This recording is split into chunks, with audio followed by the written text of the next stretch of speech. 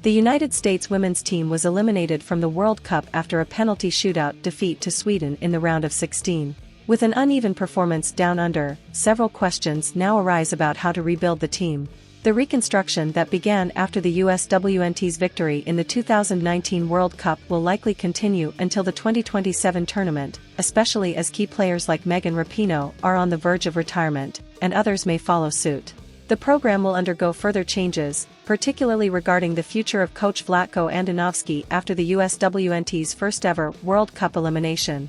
U.S. Soccer's president, Cindy Parlow-Cone, and the USWNT's general manager, Kate Markgraf, will have much to reflect on regarding the team's performance in the World Cup and will face an even greater task as they enter a new era of women's football.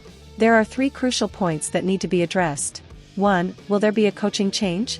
The USWNT's performance against Sweden in the World Cup was the team's best showing so far, with coach Andonovski demonstrating tactical skills by switching to a 4-2-3-1 formation, allowing the team to be more fluid and productive throughout the field.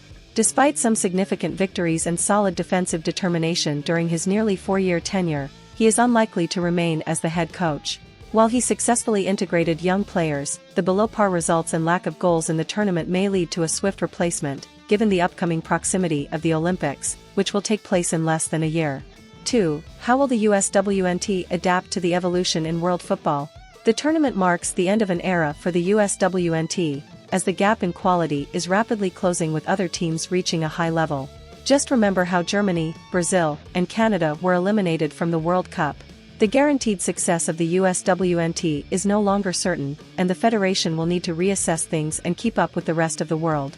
The next coach, whether it's Andonovski or a new hire, will have the challenge of surpassing a rising generation of talent, prioritizing tactics and offensive identity. Additionally, the federation must invest wisely in its youth program and work together with CONCACAF and NWSL to ensure that American women's football remains competitive against Europe. And if you are enjoying the video, subscribe to the channel and leave your like.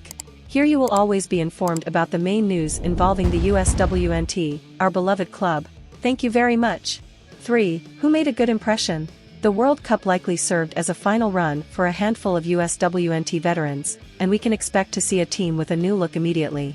The team's biggest weakness in the World Cup was the attack, and undoubtedly, the focus will be on the forwards as the USWNT seeks to rebuild.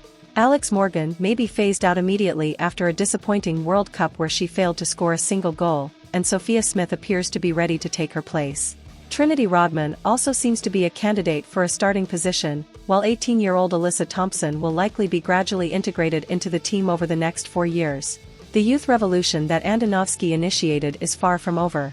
The other forwards on the World Cup roster, along with a handful of attacking midfielders, are now in their 30s or will be by the next World Cup. A simple solution to the USWNT's attacking problems in the World Cup could involve allowing Smith to succeed Morgan immediately. However, one of the first questions the team will have to answer after the World Cup is how they will get back to scoring goals and who they will rely on to do so. So, USWNT fans, tell us, in your opinion, are there other changes that need to happen in the team? Leave your comment here because your opinion is very important. See you in the next video.